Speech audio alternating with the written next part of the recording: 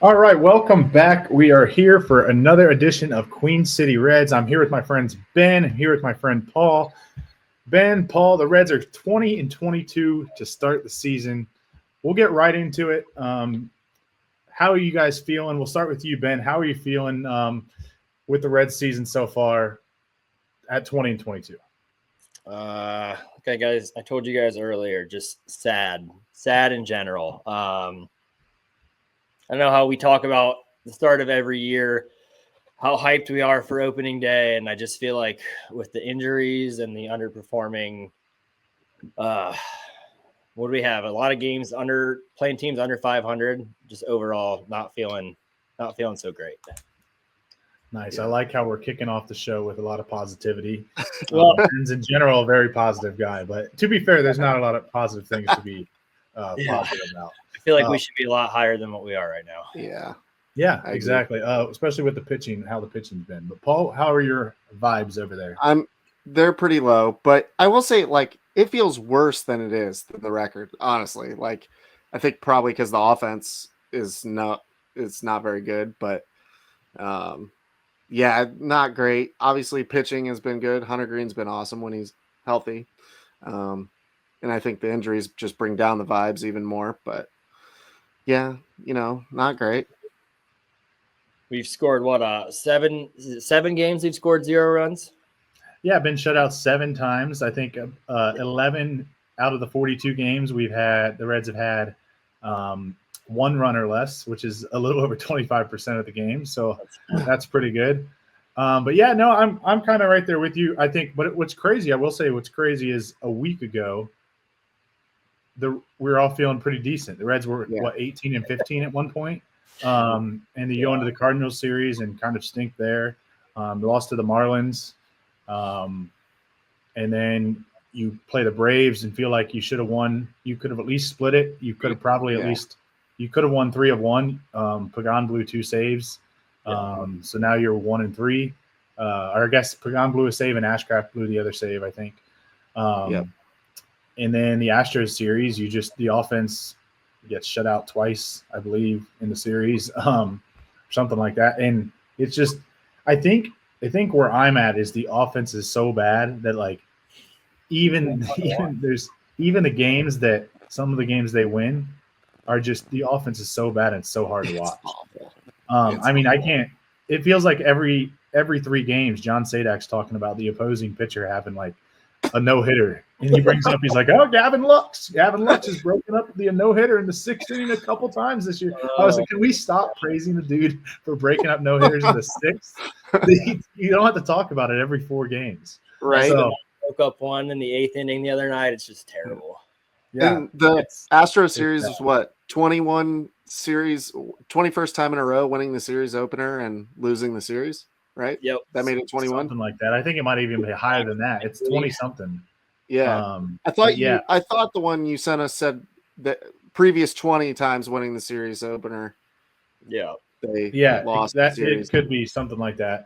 It's definitely in the 20s, which is just insane. I saw someone put it out on X today that the Rockies have won 3 series after losing that, and the Rockies are the worst team of all time. So they just fired their manager. Yeah. I actually, while we were waiting to record, I saw an article about why they are so bad, and everybody's raving about it on Twitter. So I bookmarked that, and I'm for sure going to read it. So that'll probably give me some more positive feelings about the Reds, just reading about how bad the Rockies are. We could have 6 wins, so I guess there's always positive vibes somewhere. Yeah, for sure.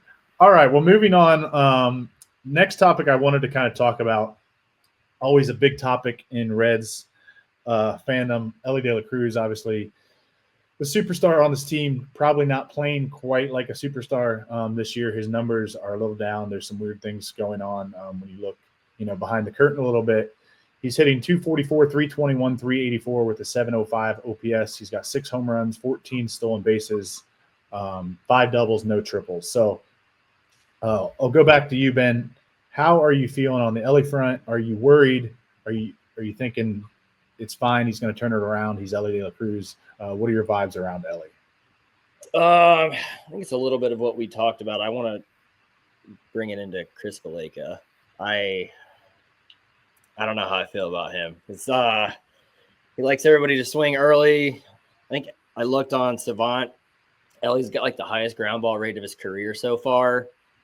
So he's not really hitting stuff in a line. I didn't know he had 14 stolen bases when I saw that earlier. So I feel like it's kind of been quiet.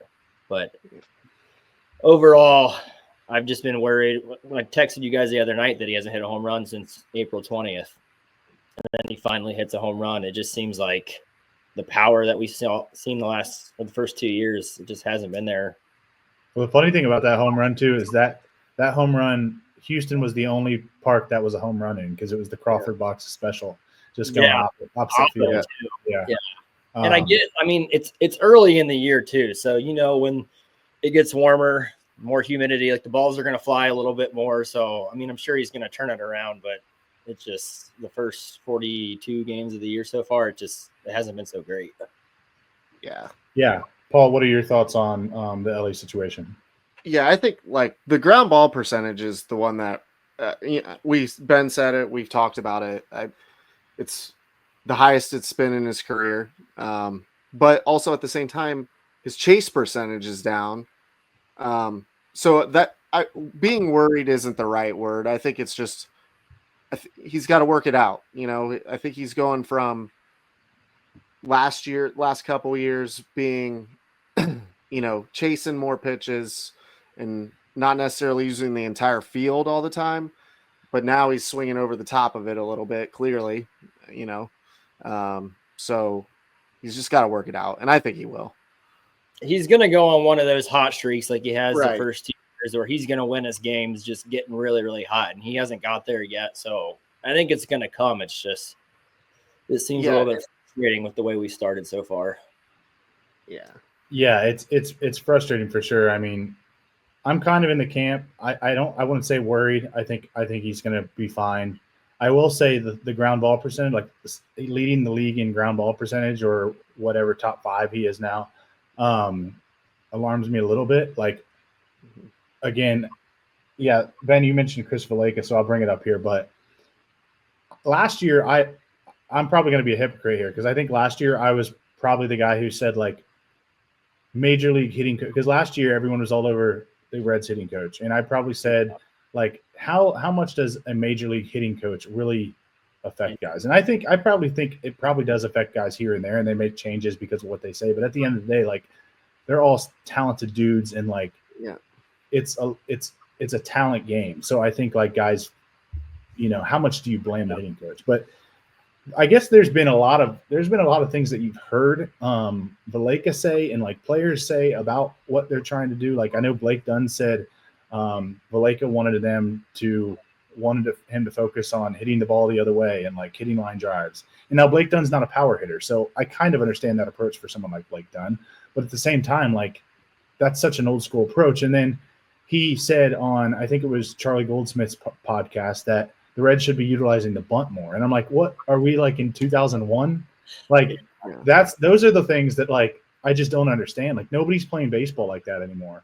Mm-hmm. And I mean, partially the blame, I know everyone wants to say Valaika and not blame Terry Francona, but part if you're going to blame Valaika, part of the blame is on Francona because that's his guy. Sure. He hired his guy, and he knew he brings. That's just. I guess that's probably some of the old school of Francona, too. I know there was the famous quote in spring training that he said, "Friedel, I need you to hit line drives and get on base, 2 times every day as a leadoff guy." But like when TJ Friedel's playing his best, sometimes he's pulling the ball into the right field stands. So those are the things that I guess we never heard with the old hitting coach. You never really heard about them changing their approaches. So I could say I don't know what's happening behind the scenes. Where now we're hearing these quotes of guys saying they're telling us to do this, we're working on this, or the bunt thing came from Chris Valaika himself. Right. So I'm kind of there. It's kind of a little alarming, but I think Elly's talented enough he'll figure it out, whether he says screw it and goes back to his other swing. He's still striking out a lot, which is kind of bizarre because if he's changing his approach to make more contact, but he's still striking out a bunch. Right. I don't know. It's bizarre, but I think Elly's fine. I think the issue is we're going to jump into Matt McLain here next, and I'll kind of start on the subject of this team is not built to this team is built around the young core of Matt McLain, of Elly De La Cruz, of CS, of Noelvi Marte, of Spencer Steer. You have Spencer Steer with a OPS right now of 558. Noelvi Marte was playing good. He's hurt. CES was playing terrible. He's hurt. Matt McLain OPS of 597. Elly OPS of 705. Like, you're talking about the young core that 2 years ago everyone was so excited about. Yep. Yeah. And like, it's just they're not producing. Yep. So you have Austin Hayes, who the Reds are way better when he's in the lineup. But like, Austin Hayes is not going to have a 1.011 OPS all season long. Like, he's going to come down to earth. Like, Austin Hayes was probably the 5th or 6th best guy on the Orioles last year. Like, he's not. You didn't sign Austin Hayes to be your best player. So I think that's the issue with this team is like there's so many guys not producing that it's like, and I know the topic here was Matt McLain, and McLain's a big part of that. Like, if you don't have Elly and McLain carrying the team essentially, which they were doing at the start of the season, very early in the year before McLain got hurt, you're just not having the production you need. And I think McLain, I'm kind of the same way. Like, he's hitting 165, which is crazy to say. He's striking out a lot. Anyway, Matt McLain was hitting 165. So like, that's crazy to say, but over the last week or so, he started to play better. He started to hit some balls hard. Started to take some walks. So I don't know. I don't think I'm worried about him, but it's so bad. It's a little worrisome. So I think I'm a little more worried about Matt than you guys are. Just like you said, the way he started the year, we thought we were going to just roll into the season the way they were, kind of finishing hot. And I don't know if it's just he's coming back from the injury and he's not completely healthy. He's not seeing the ball. He seems off. Yeah, I mean, the approach, like, he's swinging at pitches he would never swing at before, except for like this last week. You said, Greg, he's done a better job at that, but almost like he was pressing, but for what reason, and that's what is worrisome to me is like, are his injuries taking a toll on him mentally to where he thinks when he's in there, he has to be so good instead of just playing the game. Yeah. Yeah. I think it's become mental a little bit. I mean, he's, like you said, he's clearly pressing. He was clearly pressing for a while there, because you're just seeing him go up there and it was like, there was no approach. It was, and we've all been there. We've all played baseball growing up and played different sports. And like, when your confidence is shot and when you're he was like 0 for 21 at one point. Yeah. There's nothing, you're like hopeless walking up to the plate, and you're in your head and you're thinking about your swing instead of just swinging and playing freely. So, I do think, go ahead, Paul. I think McLain's stats are that McLain and Elly are dependent on each other basically, because when they're rolling, because they are the young core, they are the best players on the team. When McLain's hitting well, Elly's going to see better pitches because hopefully McLain's on base. When Elly's hitting well, McLain's going to see, it's going to go back and forth because of where they're going to, you pretty much have to put them in the lineup back to back, at least ideally when they're playing well. So when they're not, it makes it even harder for them on top of that, because pitchers can go around them a little bit more. Yeah. What do you guys think about McLain still in the 2-hole? And there's been a lot of talk on that about just with Friedel getting on base and McLain has seemed to go up there and he's just been lost. There's been talks about moving him to the 9-hole. What do you guys think? Yeah. I mean, I guess the reason it doesn't bother me so much is nobody's hitting on the team. So like, who are you going to move up there? I guess, sure. Like, move him down, but like, what are you going to put Jose Trevino in the 2-hole? Like, I get like, it's crazy. Like we talked about the young guys not hitting. Jake Fraley, when he wasn't hurt, was not hitting. Jamie Candelario, when he was hurt, wasn't hurt. He's not hitting. I mean, legit, the whole team is the only guys that can hit on this team. Friedel's been solid. Austin Hayes has been good. And the catchers are like the best catchers in the league. Yep. Like after you have the catchers, Hayes and Friedel, you literally have Spencer Steer, You have Elly. I don't think they're moving Elly from the 3 spot. You have Matt No. McLain. You have you can put Santiago Espinal, I guess, in the 2 Gavin hole. Lux is pretty solid. Gavin Lux, yeah, you can throw Gavin Lux up there in the 2 hole. He's even struggled big time in May. But then who do you put in the 5? Yeah, like it's just You know, I don't think that's winning you games by moving Matt McLain from the 2 hole. But sure, I'm all for trying something. I mean, it can't get worse at this point. So that's true. Be careful. You never know. I mean, it's crazy. It's just this offense is just so abysmal. And you mentioned Gavin Lux. Yeah, we didn't talk about him, but I think like he had such a good April. He struggled in May. He really struggles against lefties. It's just you literally look up and down the lineup with the guys that are playing every day right now, and you're like Santiago Espinal is like the second best hitter, which is Santiago Espinal's been good, so I'm not trying to dog Santiago Espinal. Right. But if he's your second best hitter on your team, like that's an issue.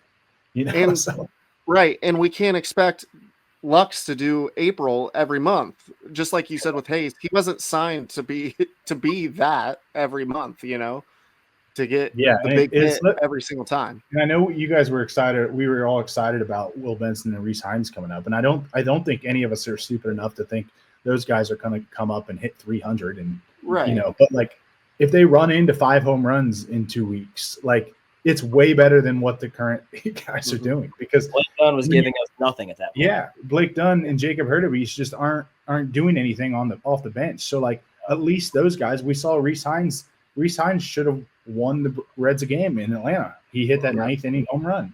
Yeah.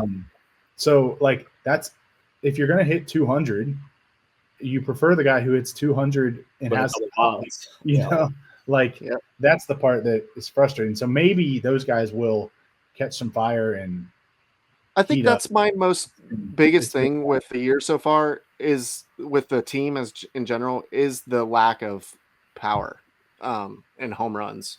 And not just home runs, but extra base hits. It just seems it's awful. They don't get them. Yeah, guys we were talking about. Matt McLain has 6 extra base hits. Jake Fraley has 6 extra base hits. Spencer Steer 8 extra base hits. Jamie Candelario had 2 extra base hits. Gavin Lux had 10. So Lux again, he's been solid. Yeah. But like all the guys you're talking about, I mean, Espinal, as good as Espinal's been, he doesn't hit extra base hits. He's a singles machine. He has 6 extra base hits. So like, it's just not good. And it's like when you're not a good offensive team, you can't rely on. It's like Valleca's offensive strategy, based on what he's saying, is good on a team that has a bunch of guys hitting 270.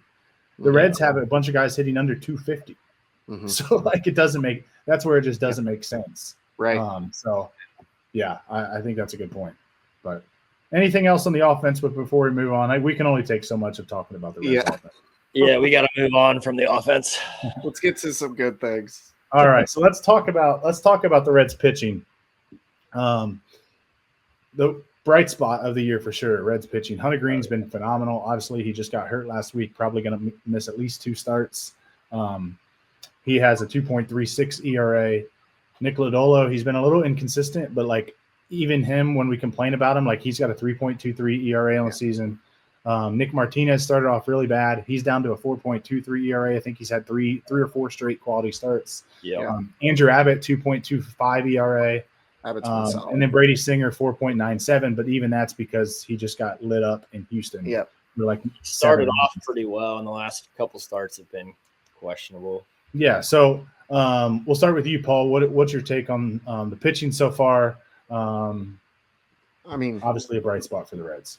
Yeah, overall the starting pitching has been amazing. I mean, Hunter Green was otherworldly there for a bit.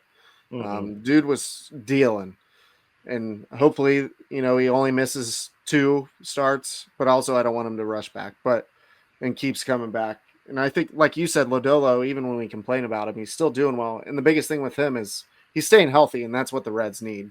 Yeah, he's just big time. But like in all of Major League Baseball, as starting pitchers, they're like 4th in WAR as a team, as a rotation, and that's you can't ask much better than that I'm looking right now, the 4th lowest hard hit percentage. Like, starting pitching has been amazing. Bullpen, it's just too inconsistent. We need a guy at the closer role. Obviously, this last week kind of showed that. I think Pagan is all right, but I'm not sure he's a full-time closer type guy. I'd love to see Ashcraft move into that if he can handle it, but I'm not sure he can. Yeah. No. I think the problem is you have a bunch of guys in the bullpen that are in new roles. Like Pagan hasn't closed. Pagan hasn't closed in a couple of years. He's been okay. He's been fine. Yeah. He hasn't been great. He hasn't been terrible. Great, but otherwise, Ashcraft, he's been great in those lesser roles, and then he gets they try to bring him in for a save, and he doesn't.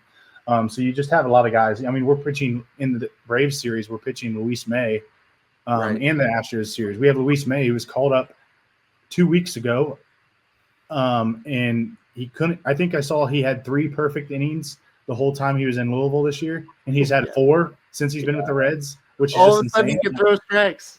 Yeah, like he can't throw strikes, and all of a sudden he comes up, and like now he's been great, and the Reds are throwing him in big situations. Yeah. Santion's been really good. So, but like Barlow and Taylor Rogers have not been very good. No. Taylor Rogers, you look and he has a 1.23 ERA. Like he's been pretty good, and then he's literally gave up like 8 of 10 inherited runners have scored. It's the bullpen. The bullpen, like it hasn't been awful. It just hasn't been great. I think the last week again has stood out a little bit more. And what's so frustrating is when your offense stinks, you don't get these big leads, and then you rely on the bullpen over and over and over again. You can only rely on them so much too, because they're going to be tired. They're going to keep pitching. So you expect at some point you're going to get some of those blown saves and things like that. But when, like you said, it's 1-run games, you would think every now and then we would be able to hold some of those 1-run leads and win the game. And the past, couple of weeks, we've lost a few of those games. Yeah. 9th inning, 8th inning. Yeah. The Atlanta series really hurts a lot. I honestly, I really think our discussion would be going differently those 2 games. If you go 3-1 instead of 1-3. Yeah. And then go 2-2, because you'd walk out of there as a 4-3 road trip, and you'd be pumped against the Braves and Astros. Instead, you're 2-5, and you're like, "What? The world's ending," Yeah. So, Singer I think has been solid though. I've been happy with Singer for the overall. Obviously, he got shelled. Yeah, that last start was a little bit of an anomaly, but he's been pretty solid. Again, like you didn't bring in Brady Singer to be the number 2. Like he's like a 3-4. He's your innings eater type guy. Yeah. So that's what's crazy about the rotation. Like people complain about Nick Martinez, and it's like, dude, he's the 5th starter. He's making $21 million, but like that, you can't base what he's making on what that. The pitching market is wild. Like Frankie Montas got like $16 million to be a starting pitcher this year. He had a 5-something ERA last year. So you can't base that. You just cannot base on what they're making. Anyway, one point I wanted to bring up, Ben said they're all going to be bullpen's all going to be gassed if you use them too much, which we've seen before. I was listening to the post-game presser yesterday, and Francona said we got caught in a bad spot yesterday. We didn't want to send anybody down that didn't deserve it. So he said we kept everybody, and then we ended up having to pitch some guys that probably didn't need to pitch again. So I don't know if you guys saw yesterday. You might have turned it off by that point because the Reds were down 100. But when Scott Barlow left the game, you could see Francona kind of pull him aside and say something to him. And then when he went to the dugout, he had like his arm around his shoulder and said something. And then the post-game presser, he basically said he apologized to the team. But he said he talked to Brad, I think it's Medor, their GM, even though Kral's kind of still the GM anyway. And they said they're trying to build something. He doesn't want to send somebody down just to send them down that didn't deserve it, which I kind of thought was interesting. I thought it was an interesting quote. Again, I think to me, you could Barlow and Rogers have probably been the worst there, and they don't have options. So I guess you would be releasing them or DFAing them, which I'm not sure they've been that bad to do that. Especially Rogers, you gave up a player to get him, so maybe you don't want to quit on him this time. Ryan Richardson, they could have easily sent down, but he's actually been pretty solid. Luis May, like we talked about, has been good. So I kind of, as much as we were kind of crapping on Valleca, and again, that goes to a little bit of Francona, like I kind of thought that was an interesting comment, and kind of like culture does go a long way, and guys trusting like the manager. Like I kind of thought that was cool, something you don't hear much of like it was worth, like, even if the Reds brought up somebody yesterday, they were just going to pitch in a game that we were getting drilled in. So it's not like they were coming up to win them a game. Now, maybe it could have turned in that situation if the Reds were winning, but they weren't. But anyway, I don't know if you guys have any thoughts on that, but I thought that was a cool situation and kind of something you don't hear many managers say. And I think that's probably why Francona is so, likable and trusted. Yeah. I think just his transparency is awesome. I think this is probably going to lead into our next thing, but I think stuff like that's cool. When you hear that stuff, him telling the media that just means what else is he doing behind closed doors too, which is cool. He seems like a true guy, and I like him. I like his attitude. Yeah, then you're right, Paul. We are going right into thoughts on Terry Francona as a whole this year. I know people have been all over on him, but I still like the guy. I still think it's fine. It's very different from the David Bell. He's not going to sit there and play all the platoons as much as every day, or make the pinch hit in the sixth inning like David Bell would do for a platoon. But like, I do think there's something worth like those types of things. And even I think I can't remember what series it was, but he came out in the media and said he texted Lyon Richardson, who they sent down the day before, and said, because you ate 3 innings for us in a big loss, you helped us win today. Like those are the types of things, like that's cool. Like if you're again, we played sports. Like if you get your manager or your coach like sticking up for you like that, or just coming to you and being like, hey, because of what you did yesterday, we were able to win today. Like that's pretty cool. Like Terry Francona has been managing for 20 plus years. Like he doesn't need to send text to AAA Lyon Richardson, but he did, because he helped us win. So like things like that, I think are just really cool. Now there's certainly situations where I get frustrated with, like Ben said, sometimes the lineup, or sometimes not pinch hitting guys, in situations that late in the game where you should clearly, play the platoons, or things like that. He's just a little bit more old school.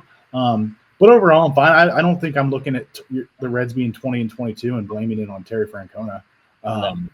So I think right now I'm fine. I think it's fun. I will say it's funny. Last year, that's kind of why I was never like all the way down on David Bell. Is just I don't think overall the manager usually wins or loses a lot of games. I think a lot of times it's based on the roster and based on the talent on the team. Sure, they can get you some wins here and there, and but those are kind of my vibes on Francona. I think he's awesome dude. Fine manager so far. Some cool stories, some things I wish would be better, but we'll go to you, Ben. What are your thoughts?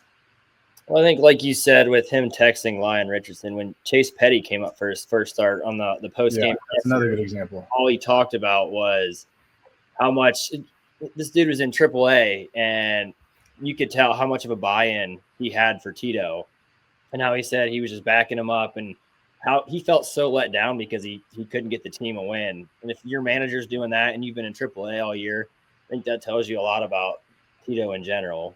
But also, kind of like you said, he's been managing for 20 years, but also this is the first year that he's been with his roster. So he's still maybe learning the ins and outs, the intricacies of all of his players too. So it may be a learning as we go and kind of see how things shape up going throughout the year here. If he knows if he can pinch hit a guy here, I think he's still learning his players a little bit too. Yeah, I think earlier in the year, I forget who it was, but there was a time that it was clear it was lefty on lefty, and he kept him in there, and it was like, what are we doing here? Pinch hit him. It was an obvious situation, but it's probably goes to your point, Ben, that he is still learning the guys and learning his roster. I think, I would love, like we've talked about, for a little tougher questions and post-game press conferences. So he would, Big questions. yeah, so maybe we could actually, because at the end of the day, he is responsible for the hitting coach. And, some of the defensive stuff at times is, what are we doing? What are we even doing? But I think overall, I think he's great, and Yeah. I think we'll see some improvement. I would hope, at least. Yeah, I will say one thing I noticed he does a lot in the post game pressers, which is interesting. I will say he's very different than David Bell in post game pressers. David Bell may as well have been Bill Belichick up there. Like he's the Reds have lose 17 straight. Funny. Yeah, I tried pretty hard today. He's like, yeah. He made 17 errors, but we have full faith in them. We'll go get them tomorrow. And but Francona, one thing, like I noticed this the other day because Jim Day actually did ask a question about hitting when the Reds got shut out, while there was a couple other reporters asking how good the offense looked because they walked 5 times. But Jim Day did actually ask a good question about hitting, and Francona said he always says this, which it's interesting. He always basically just says, I don't look backwards, I look forwards, and I want to look to the next game. So he doesn't really answer the question. So I'm not sure we would get anything if he did ask those questions. Probably not. I still want him asked, but it's interesting to me how he's like, I'm always like, they've even asked him a couple times, like, hey, you lost today, but you've won 5 of 7 on the road trip. So, like, how do you feel about that? And he'll be like, yeah, obviously it's good, but I don't really look backwards. Like, I look forwards. And it's just he says that a lot, which is an interesting thing that I hear him say in the post-game pressers. And I guess it's just, if anything else, we're evaluating post-game pressers now because we had nothing to evaluate with old David Bell back there. He would just – David Bell. I couldn't get myself to listen to those things. They were so bad. You were talking – David Bell would have said Tyler Callahan is day-to-day. He was going to be all right. My God, Tyler – he was ambulanced to the hospital after the game, but right now he's day-to-day. We're not sure on his availability yet. We'll see where he's at. Really hope he'll be back tomorrow. Yeah, that's so Yeah, good. he did beat around the bush with a lot of that stuff. Yeah. All right, well, this has been great. We're gonna end it with we're gonna all make our predictions on how many wins this team's going to have at the end of the season. So 20 and 22 right now. There's 162 games in the season. Obviously, we're coming off 2 and 5 weeks, so a little bit of negativity here, but they're coming off a 2 and 5 week, and the offense can't score runs. So I think it's fine to be, criticize them a little bit. But we'll start with you, Ben. How many wins, if you had to say right now, how many wins are the Reds going to get this season? Well, let's see here. How do I 99, Ben says. No. So I think realistically, if we're going to try to squeak into a wild card or something like that, we're going to have to be looking at probably 86 to 88 games. So are you saying that's what they have to get, or is that what you're saying? Is that your prediction? No. I think my prediction, honestly, I think right now the way this team is playing, we're 20 and 22 playing a bunch of teams that are under 500. I think we're going to win about 78 games. All right, Paul, what you got? 78. Let's see if we can get more positive or see if we get more negative as it goes down the line. I'm going to be positive and say we go over 500. And I'm going to go 85. Just over 500. Ooh, I like that. 85 would give us a chance at the second wild card spot. Yeah. In there. I like that. I do think games out right now. I do think I will say I hate the games out thing right now. I've seen that all over Twitter, and it's making me mad. They played 40 games. 40 games. They're not going to be 11 games back. Can we stop it? Yeah. No, they're only 3.5 back. Well, no kidding. It's May. It's May 10th. What do you want? They're not going to be 30 games back. Like, of course, they're only 3.5. We're not the Rockies. The Rockies would like a word, Greg. Yeah. Anyway, I'm going to go right in between both of you guys. I'm going to say, and I think this is being optimistic, I'm going to say 82 wins, which I'm going to be disappointed if the Reds don't make the playoffs. Yeah. I'm tired of waiting until next Yeah. year. I think I've been as patient as anybody and saying you just like. But again, we look back to 2 years ago. We said when the young core was like we were fighting for a playoff spot back then, and you're like in 2 years this young core is going to be incredible. We were building. Barely played. Matt McLain missed a whole year. Elly McLain did the PEDs. He's been hurt. Like it's been a disaster. It's literally been a disaster. So I'm going to say 82 wins. That's not going to get you a playoff spot. So let's pray Paul's the closest to being right. That's why we go on a heater. Yeah, we need to go on a heater. The Reds need to go on a heater, and let's pray. Their window is closing right now with this young core. That's the issue. It is, because then they're going to end up trading somebody, and it's not going to be fun. Well, we know who. Well, I think. I mean, so here's a question. We'll just keep going here for a second. Cool. The young core. When you say the young core, so I'm looking at the young core. Like you used to look at 2 years ago, you'd look at the young core and you would have said Elly McLain, Elly De La Cruz, Matt McLain, Spencer Steer, CES, Hunter Green, Andrew Abbott. Now, out of all those names, I would say the young core now, I would probably still throw Matt McLain in there just because he's struggling. I would say Elly, Matt McLain, Hunter Green, I would still throw in. He's still only like 25, which is kind of crazy. I guess I don't think Andrew Abbott's really young anymore. I think he's like 27. I don't know if you want to throw him in there. But you got like Chase Burns. You could talk about the guys that aren't even here yet, like Rhett Lauder.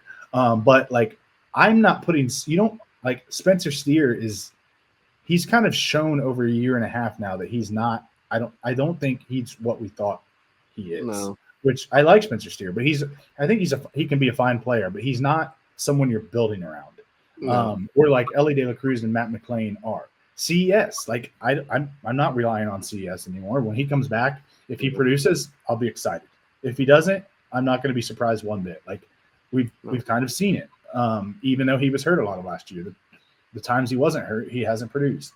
Elly McLain, I mean, I think I'm still pretty high. He played good. He's still super young, but like to just say he's definitely part of the young core that you know is going to be solid, like I don't know. So that's why it's just crazy. 2 years ago, we had all these guys, and now it's like we basically just said Elly, Hunter Green, and Matt McLain. Yep. Is there anyone else like on that list that I'm not being fair to, or that you guys would add that says is part of the young core? Unless you start talking like Chase Burns and Rhett Lauder and those guys that.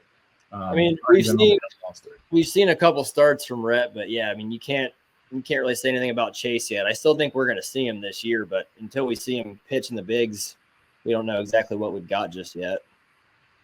And no offense was mentioned in the guys that we could bring up. Yeah. We rely on pitching again. Yeah, like that's what's really frustrating is all of the guys we were talking about, most of them were hitters, and now they're not, Yeah, exactly. That's what's really frustrating. It's like it was 2 years ago, the Reds couldn't pitch. And they're hitting, and now it's the opposite. And it's like you play at Great American Ballpark. How don't we have guys that can hit the ball out of the freaking ballpark? Especially CES is one of the most frustrating because that year when he came up, man, I was like, oh, yeah, this guy is going to be good. He hit like 274 and was hitting home runs and like baseball. Yeah, and now it's like it's 162 and has a back injury every third week. I was going to say if he plays. Yeah. And he was before he got hurt, he was chasing anything and everything, striking out on 3 pitches. Yeah. It was horrible. When he came up, the thing with him when he first came up was he was so patient and didn't chase pitches.